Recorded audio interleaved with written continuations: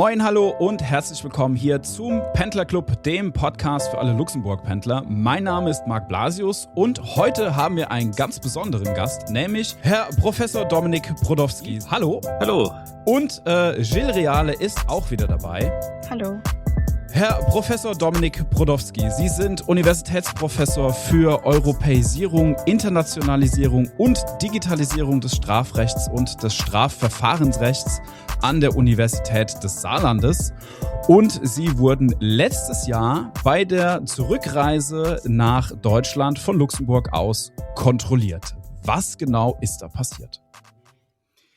Ja, ich war letztes Jahr in Luxemburg auf einer wissenschaftlichen Konferenz, passenderweise zum Thema 40 Years of Schengen, People, Borders, Politics. Und auf dieser Konferenz, veranstaltet von der Universität Luxemburg, der Universität der Großregion und dem dortigen Center for Border Studies, ging es also darum, 40 Jahre Schengener Abkommen zu feiern. Auf der Rückreise war mir allerdings etwas weniger zum Feiern zumute, denn am Grenzübergang Perl-Schengen ist dann der entsprechende Linienbus, den ich regelmäßig nutze, von Luxemburg nach Saarbrücken, wie üblich auf den Parkplatz gelotst worden und dort wurde dann von der Bundespolizei eine übliche Grenzkontrolle durchgeführt. Und was ist dann passiert? Nun, die Bundespolizei hat sich bei der Grenzkontrolle wirklich vorbildlich verhalten. Also die Polizistinnen und Polizisten waren freundlich, haben nach den Ausweisen gefragt. Ich habe den Ausweis gezückt und die Kontrolle war so auch nach wenigen Minuten wieder vorbei. Dennoch war ich über diese Kontrolle verärgert. Nicht über die Bundespolizei vor Ort, sondern über die Tatsache als solche, dass diese Binnengrenzkontrollen weiterhin durchgeführt werden, gerade auch an der luxemburgisch-deutschen Grenze diese Grenzkontrollen durchgeführt werden und das meiner Ansicht nach Ansicht auch vieler Rechtsexpertinnen und Experten im Widerspruch zum Schengener Recht. Und deswegen habe ich mich dann noch an diesem Abend entschlossen, gegen diese Grenzkontrolle dann auch vor den Verwaltungsgerichten vorzugehen. War dann wirklich der Triggerpunkt sozusagen dieser symbolische Tag, den Sie in Luxemburg verbracht haben auf der Fachkonferenz? Also Sie wurden schon öfter kontrolliert, aber so in dem Moment war das hat das fast zum Überlaufen gebracht? So kann man das sagen. Ich habe tatsächlich auch schon länger mit dem Gedanken gespielt, gegen diese Binnengrenzkontrollen gerichtlich vorzugehen. Ich habe diese Binnengrenzkontrollen seit 2015 erlebt an der deutsch-österreichischen Grenze und jetzt eben seit 2024 auch an der Grenze zu Frankreich, zu Luxemburg. Deutschland hat ja seit 2024 diese Grenzkontrollen an allen deutschen Landgrenzen angeordnet. Und ich habe allerdings über lange Jahre noch davor zurückgeschreckt, tatsächlich eine solche Klage zu erheben. Nicht nur, weil das auch mit viel Aufwand verbunden ist, möglicherweise einem auch ganz teuer zu stehen kommt, aber auch, weil ich eben selbst relativ milde von diesen Grenzkontrollen betroffen bin. Es ist zwar immer ärgerlich, angehalten zu werden, den Ausweis vorzeigen zu müssen, einer solchen Kontrolle unterzogen zu werden, aber es gibt andere Menschen, für die ist das eine noch viel größere Belastung, eine noch viel größere Erschwerung auch ihres tagtäglichen Lebens. Ich selbst reise jetzt nicht täglich über die Grenze, durchaus regelmäßig, aber ich bin jetzt kein täglicher Grenzpendler. Und ich bin auch nicht jemand, der dann bei dieser Kontrolle besonders ins Visier genommen wird, jedenfalls bislang. Und deswegen, wegen dieser bei mir doch relativ geringen Intensität, dachte ich, ist es wirklich jetzt richtig, dagegen so vorzugehen? Sollte es nicht andere geben? Aber im Lauf der Zeit habe ich dann doch eben gemerkt, es passiert zu wenig gegen diese Grenzkontrollen. Und als Wissenschaftler kann man zwar auch immer wieder dagegen anschreiben, diese Grenzkontrollen, aber wenn man da von der Politik nicht gehört wird, dann muss man vielleicht auch ein anderes Zeichen setzen. Und das habe ich eben dann getan über diese Klage, zumal es mir auch als Juristen vielleicht leichter fällt, vor den Verwaltungsgerichten entsprechend zu agieren, als jetzt die Personen, die es persönlich deutlich stärker trifft. Ja, das ist auch ein Fakt, der immer wieder in den Meldungen eben vorkam, dass Sie Juraprofessor sind. Deswegen haben wir uns halt auch gefragt, lag das dann wahrscheinlich ein bisschen nahe, dass Sie, quasi die Initiative ergreifen? Nun, ich beschäftige mich tatsächlich seit Jahren mit dem Schengener Grenzkodex, mit der Frage der Zulässigkeit von Binnengrenzkontrollen, aber auch mit den Auswirkungen, die einerseits das Schengener Abkommen, andererseits jetzt diese Binnengrenzkontrollen auf Grenzregionen haben. Und im Zuge dieser wissenschaftlichen Beschäftigung ähm, lernt man dann natürlich auch die ganzen Rechtsfragen besser einzuordnen, hat dann auch die Materie rechtlich schon stärker durchdrungen, was es dann auch erleichtert, vor Gericht dagegen vorzugehen und dort dann auch vor Gericht entsprechend zu argumentieren. An sich ist das aber gerade von den Verwaltungsgerichten keine Voraussetzung. Das könnte an sich jeder Mann und jede Frau auch tun, sich gegen eine solche Grenzkontrolle zu wehren. Denn im Zweifel muss das Gericht dann das Recht kennen und das Recht anwenden. Allerdings, wenn sich dann eben die Bundespolizei, wie in meinem Fall, durch eine Spitzenkanzlei vertreten lässt und dann einen knapp 70-seitigen Schriftsatz als Erwiderung auf die knappe Klageschrift dann einem schickt, das kann natürlich auch einschüchternd wirken. Mich hat es natürlich nicht eingeschüchtert, aber das zeigt schon, eine gewisse juristische Expertise hat hier an dieser Stelle sicherlich schon auch geholfen. Also war das für Sie auch so eine leichte Challenge, zu sagen, okay, also die 70 Seiten, die nehme ich mir jetzt vor und da gehe ich jetzt weitere Schritte und gehe dagegen vor? Ja, also diese 70 Seiten, die haben mich jetzt tatsächlich nicht abgeschreckt, sondern ich habe das dann zum Anlass genommen, mein eigenes Vorbringen noch etwas zu vertiefen, noch etwas zu ergänzen. Das ist durchaus auch ja üblich in solchen Klageverfahren, dass man zum Teil durch eine besonders umfangreiche Argumentation, zum Teil aber auch durch eine besonders gehaltvolle Argumentation ein Gericht zu überzeugen versucht. Mhm. Jetzt war das ja letztes Jahr im Sommer, dass das passiert ist. Jetzt sind wir Ende April, wo das Urteil kam. Das ging ja jetzt schon relativ schnell dann auch vor Gericht. Also wenn man so hört, okay, also solche Gerichtsverfahren können sich ja wirklich über Jahre hinziehen und werden immer wieder weiter verschleppt. Jetzt ging es ja dann vergleichsweise doch relativ schnell. Woran hat es gelegen? Nun, das Verwaltungsgericht Koblenz ist durchaus in der Lage, schnelle Entscheidungen zu treffen. Ich hatte jetzt nicht den Eindruck, dass mein Verfahren irgendwie schneller bearbeitet wurde als andere, aber auch nicht hinausgezögert wurde. Und natürlich dauert ein solches Verfahren Zeit, weil diese vorbereitenden Schriftsätze, die brauchen auch Zeit. Da hatte dann auch die Gegenseite durchaus auch mal noch die eine oder andere Fristverlängerung beantragt, um noch Rücksprache zu halten mit dem Bundesinnenministerium, mit der Bundespolizei. Und dann war allerdings schon gegen Ende letzten Jahres mehr oder minder waren da die Argumente ausgetauscht. Und dann hatte das Gericht auch schon den Termin für die mündliche Verhandlung im März 2026 terminiert. Und dann war auch tatsächlich zu erwarten, dass relativ rasch nach dieser mündlichen Verhandlung dann auch tatsächlich das Urteil vorliegt. Und ja, es gibt viele Gerichte in Deutschland, die sind überlastet. Es gibt Gerichtsverfahren, die dauern zu lange. Und natürlich hätte es mich auch gefreut, wenn es noch schneller gegangen wäre. Aber in dieser zeitlichen Hinsicht bin ich durchaus auch zufrieden, wie zügig hier das Verwaltungsgericht Koblenz zu einem solch deutlichen Grundsatzurteil dann tatsächlich gekommen ist. Nun, in Schengen wurden ja dann auch am 1. August die festen Kontrollen abgebaut, also letztes Jahr.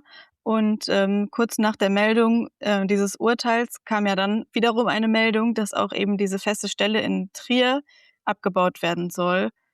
Sehen Sie da 'n Zusammenhang? Es gibt zwar einen zeitlichen Zusammenhang, aber ich tue mir schwer, hier einen kausalen Zusammenhang zu sehen. Denn mit meiner Klage wehre ich mich gegen das Ob der Grenzkontrollen. Also, dass dort überhaupt solche Binnengrenzkontrollen durchgeführt werden.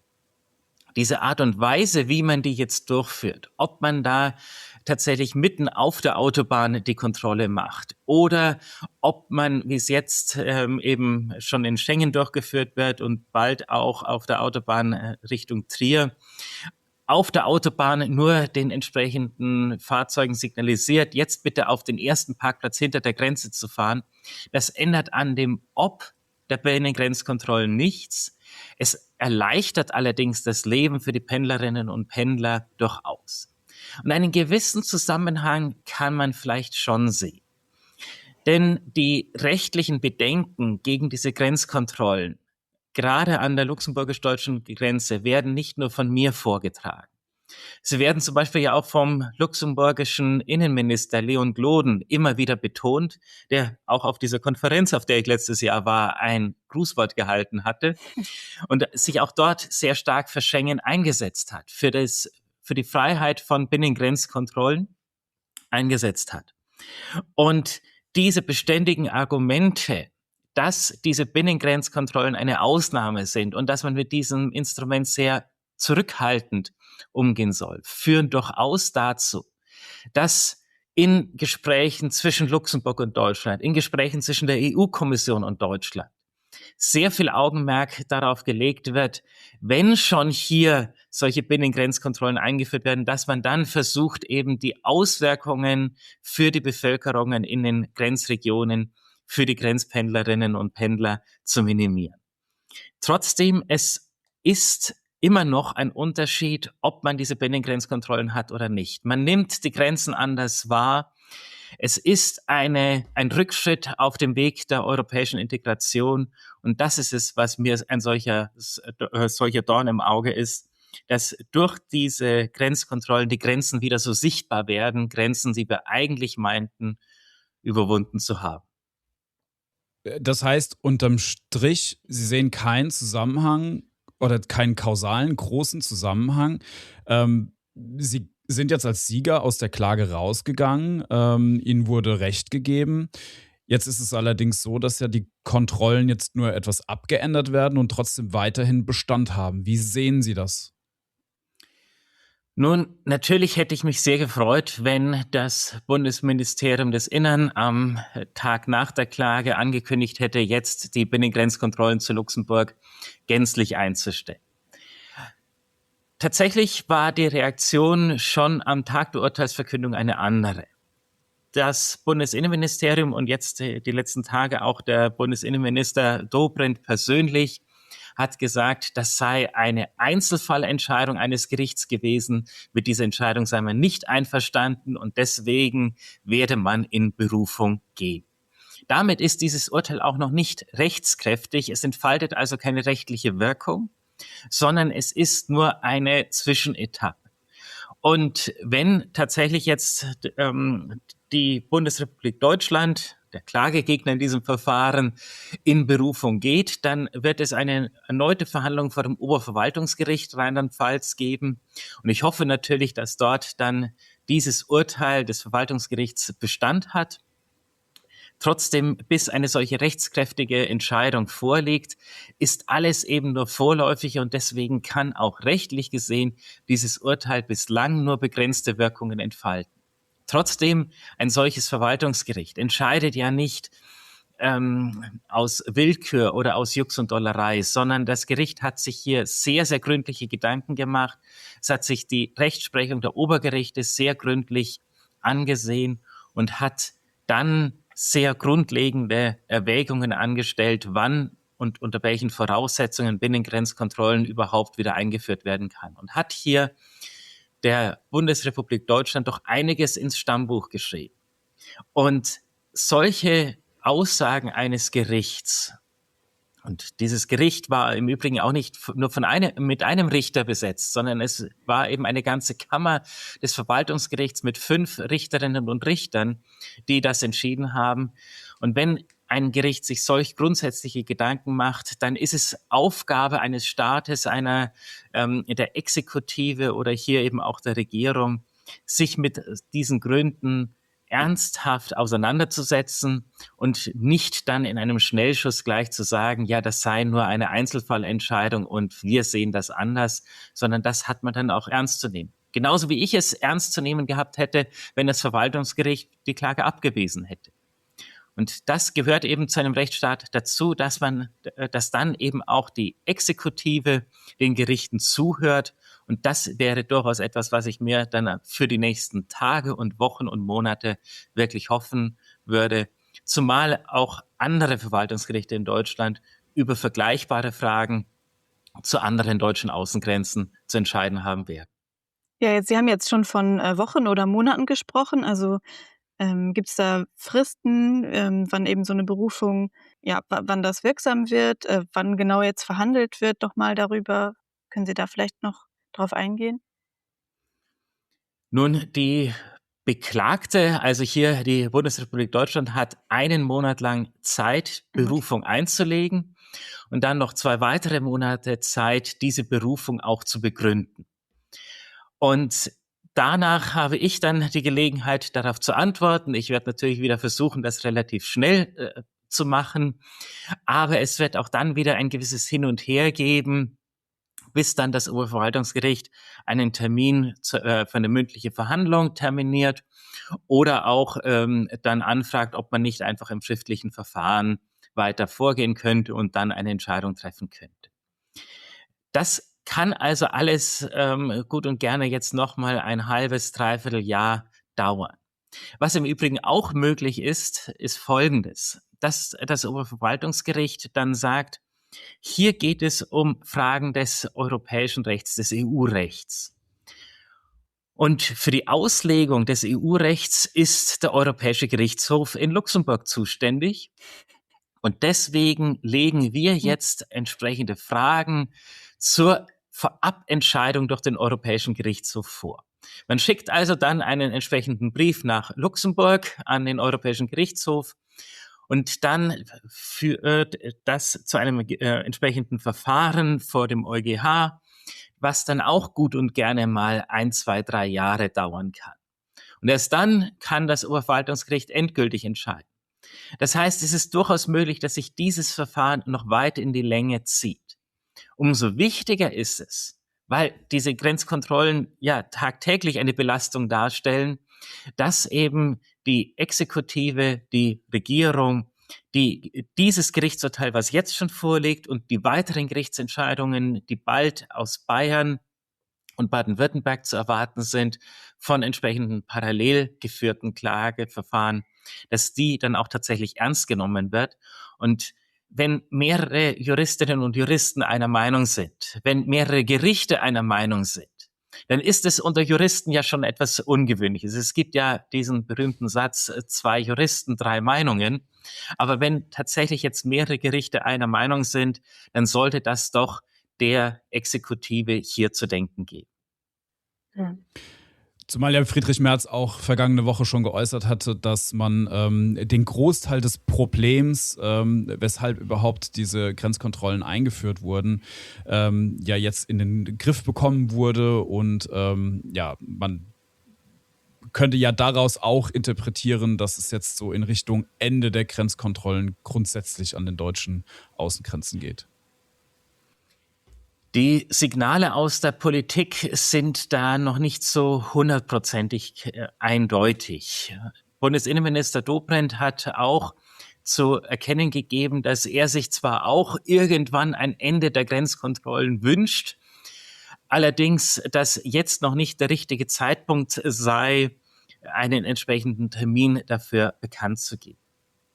Aus meiner Sicht ist allerdings Folgendes wichtig. Diese Binnengrenzkontrollen haben auch mit der Frage einer Migrationswende erstaunlich wenig zu tun. Sie sind im Wesentlichen aus meiner Sicht ein Teil einer Symbolpolitik.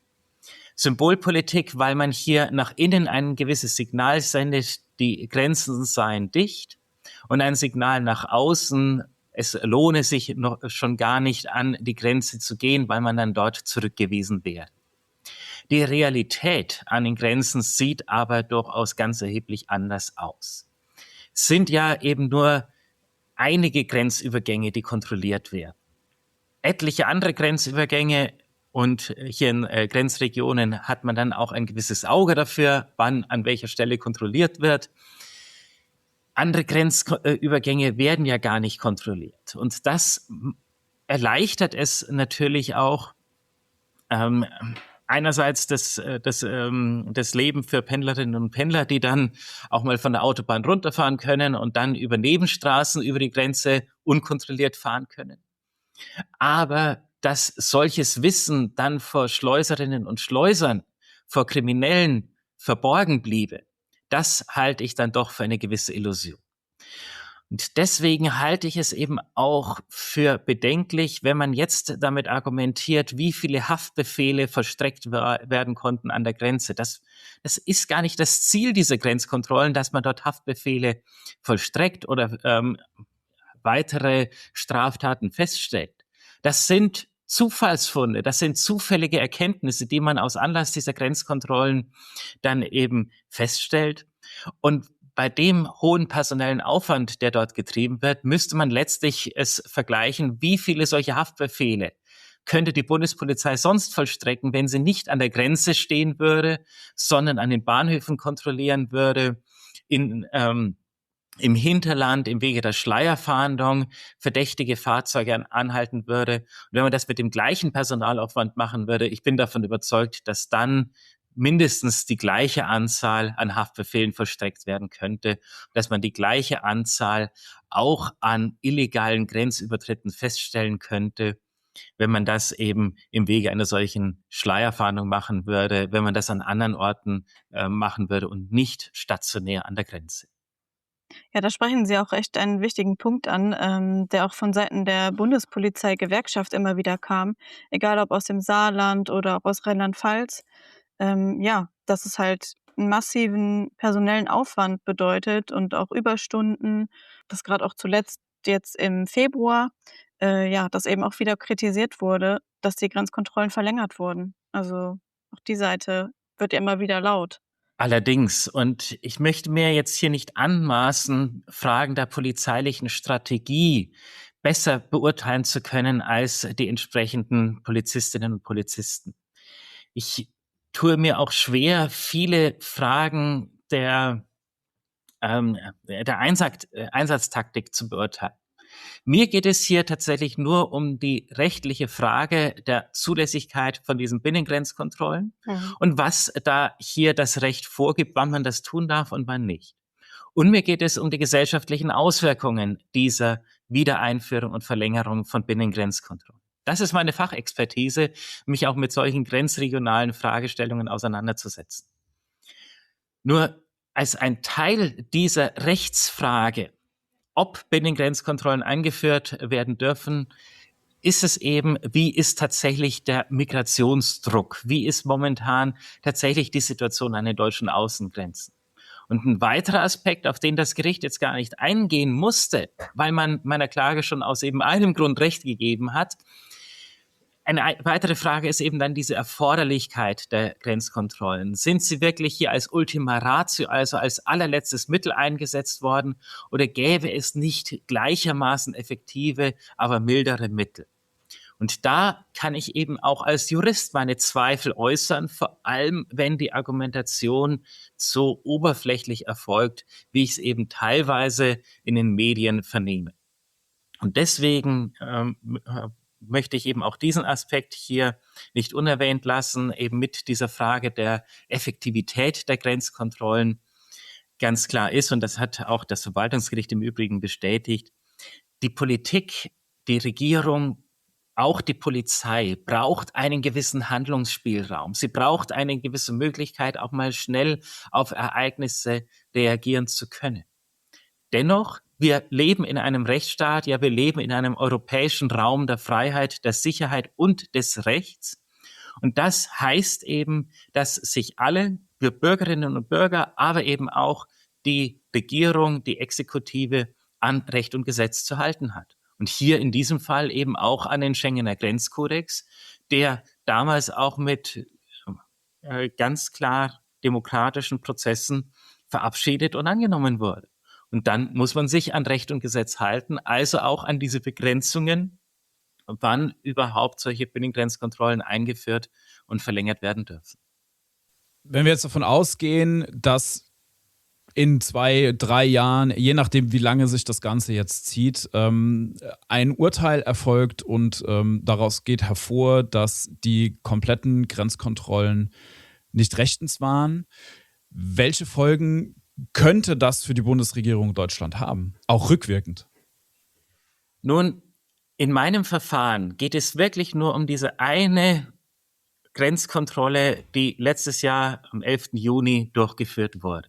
Und das heißt, möglicherweise werde ich erst in 2, 3 Jahren dann irgendwann ein offizielles Dokument in Händen halten, ein rechtskräftiges Urteil, dass die damalige Kontrolle rechtswidrig gewesen ist. Und mehr geht aus diesem Urteil an sich nicht hervor. Das ist durchaus ein Konstruktionsfehler im Recht von Schengen, dass man nicht gegen die Anordnung der Grenzkontrollen als solche vorgehen kann, dass auch eine Grenzregion nicht die Möglichkeit hat, dagegen gebündelt vorzugehen, sondern man kann nur solche einzelnen Kontrollmaßnahmen angreifen. Und doch wird dann ein solches rechtskräftiges Urteil wesentliche Auswirkungen haben. Zum einen wird dann die Bundesrepublik Deutschland mir meine Kosten des Verfahrens erstatten müssen. Das heißt, ich bekomme dann wenigstens ein bisschen Geld zurück. Ich verdiene aber keinen Cent daran, sondern ich investiere viel Zeit. Dafür werde ich keinen Cent bekommen. Ich investiere hier nämlich viel meiner Freizeit. Und aber diese Sache ist es mir eben dann auch tatsächlich wert. Viel wichtiger ist mir aber die rechtliche Signalwirkung, die dann von einem rechtskräftigen Urteil ausgehen wird. Weil dann eine Argumentation unmöglich wird, zu sagen, ja, das sei nur eben eine Einzelfallentscheidung. Es ist dann eine rechtskräftige Entscheidung, auch von einem Obergericht, sei es dem Oberverwaltungsgericht, vielleicht haben wir ja dann auch eine Entscheidung des Europäischen Gerichtshofs, vielleicht geht es sogar bis hin zum Bundesverwaltungsgericht. Auch das halte ich nicht für ganz ausgeschlossen. Und eine solche Entscheidung hat dann natürlich Signalwirkung und konkretisiert dann den Rahmen, innerhalb dessen die Regierung, das Bundesinnenministerium zukünftig Binnengrenzkontrollen anordnen können wird. Das heißt, eine solche Gerichtsentscheidung kann jetzt auch nicht die vergangenen Grenzkontrollen ungeschehen machen. Aber eine solche Gerichtsentscheidung kann dann ein starkes Signal senden, wie zukünftig das Recht anzuwenden ist. Und wenn dann zukünftig nochmal eine Binnengrenzkontrolle angeordnet wird, dann kann es auch sein, dass die Verwaltungsgerichte noch schneller reagieren können, dass man noch schneller dann auch vor den Gerichten eine Klärung herbeiführen kann, dass eine solche Binnengrenzkontrolle, dass eine solche Einführung oder Verlängerung von Grenzkontrollen rechtswidrig ist. Jetzt hat auch das Verwaltungsgericht Koblenz gesagt, das ist eine so grundsätzliche Frage, die bislang noch nicht geklärt ist. Wir lassen die Berufung zu. Wir erleichtern es also jetzt hier, dass das noch in die nächsten Instanzen geht. Wenn dann mal eine solche obergerichtliche, vielleicht höchstgerichtliche Entscheidung vorliegt, dann wird das Verwaltungsgericht häufig zu dem Schluss kommen, ja, der rechtliche Rahmen ist so klar, wir entscheiden das jetzt selbst. Wir brauchen jetzt hier nicht noch die Berufung zuzulassen. Das heißt, in Zukunft wird es dann schneller gehen, sich gerichtlich gegen solche Grenzkontrollen wehren zu können. Aber im Rechtsstaat braucht man manchmal auch einen sehr langen Atem. Aktuell hilft das zugegebenermaßen nur begrenzt. Das ganze Urteil, das jetzt in Koblenz gefallen ist, hat ja schon auch medial relativ hohe Wellen geschlagen. Es gab sehr, sehr viele Reaktionen darauf, in den Medien, aber auch generell aus der Öffentlichkeit. Wie nehmen Sie das wahr, die Rückmeldungen auf dieses Urteil? Die Rückmeldungen waren überwiegend positiv. Was mich persönlich eben auch sehr freut, ist vor allem die positive Resonanz aus der Grenzregion, aus der Großregion, aus Luxemburg, Rheinland-Pfalz, dem Saarland. Hier habe ich wirklich sehr viele positive Rückmeldungen, auch in E-Mails oder auch in zufälligen Kontakten auf dem Unicampus oder in der Stadt. erfahren. In den Regionen Deutschlands, die nicht so nahe an der Grenze gelegen sind, wo man von den Grenzkontrollen vielleicht 1-2 Mal im Jahr, wenn man mit dem Auto in den Urlaub fährt, mal etwas mitbekommt. Da ist das Verständnis für mein Vorgehen, hier gegen Klage zu erheben, teilweise etwas geringer ausgestaltet. Da habe ich dann tatsächlich auch einige Nachrichten vernommen, die von Unverständnis geprägt waren. Ich habe auch einige entsprechende E-Mails erhalten. Damit musste ich rechnen, wie jetzt hier dieses Urteil dann eben auch entsprechend öffentlich bekannt wurde. Aber es überwiegt doch die positive Resonanz aus den Grenzregionen, gerade auch aus Luxemburg, dem Saarland und eben auch Rheinland-Pfalz möchte ich hier eben entsprechend erwähnen, dass man hier eben durchaus schon seit Jahren einen gewissen Unmut auch hat gegenüber diesen Grenzkontrollen. Es hier auch offensichtlich ist, dass die Effektivität dieser Grenzkontrollen begrenzt ist und dass hier letztlich Symbolpolitik dergestalt betrieben wird, dass man selbst, wenn man dort an der Grenze steht, gar nicht der ist, um den es geht, sondern man wird dort als Instrument herangezogen, um ein Signal zu senden, sei es nach innen, sei es nach außen. Und diese Unmut hat sich eben jetzt auch dergestalt kanalisiert, dass ich für diese Klage doch sehr viel Zuspruch nun erfahren habe. Es gab auch tatsächlich ein paar Anfragen, ob es jetzt sinnvoll ist, selbst gegen diese Binnengrenzkontrollen gerichtlich vorzugehen. Der Weg zu den Gerichten steht jedermann frei. Allerdings sollte man sich dann auch bewusst sein, mit was für einem Aufwand das verbunden ist, auch mit welchem Kostenrisiko das verbunden ist und auch, was der erhoffte Ertrag ist. Denn erst einmal wird ein solches Verfahren natürlich auch eine gewisse Zeit in Anspruch nehmen und dann wird man letztlich ja auch nur dieses Blatt Papier in Händen halten, dass eine solche Grenzkontrolle mal rechtswidrig gewesen ist, im besten Fall, wenn man mit der Klage Erfolg hat. Die rechtliche Signalwirkung geht jetzt gerade von solchen ersten Verfahren aus, wie sie zum Beispiel jetzt auch am 1. Juli vor dem Verwaltungsgericht München geführt wird. Dort wird es um eine Grenzkontrolle Deutschland-Österreich gehen und dort rechne ich dann durchaus auch mit einer signalträchtigen Entscheidung des dortigen Verwaltungsgerichts. Professor Dr. Dominik Brodowski, vielen, vielen Dank für Ihre Zeit. Ich bedanke mich für das Gespräch. Es bleibt also weiter spannend, was das ganze Thema Grenzkontrollen angeht, auch wie es an der Grenze zwischen Deutschland und Luxemburg weitergeht. Wir vom Pendler Club bleiben natürlich auch weiterhin für euch dran. Schaltet auf jeden Fall wieder ein und alle Infos gibt es auch wie immer auf wort.lu. Vielen Dank, Jill. Danke auch, Marc. Danke, Herr Brodowski. Und danke fürs Zuhören und wir sagen Edia Merci. Edia Merci. Der Pendler Club ist ein Podcast vom Luxemburger Wort. Das Luxemburger Wort und Mediahus Luxemburg sind Teil des internationalen Trust Project, das für transparenten und vertrauenswürdigen Journalismus steht. Weitere Informationen dazu finden Sie unter dem Link in den Shownotes.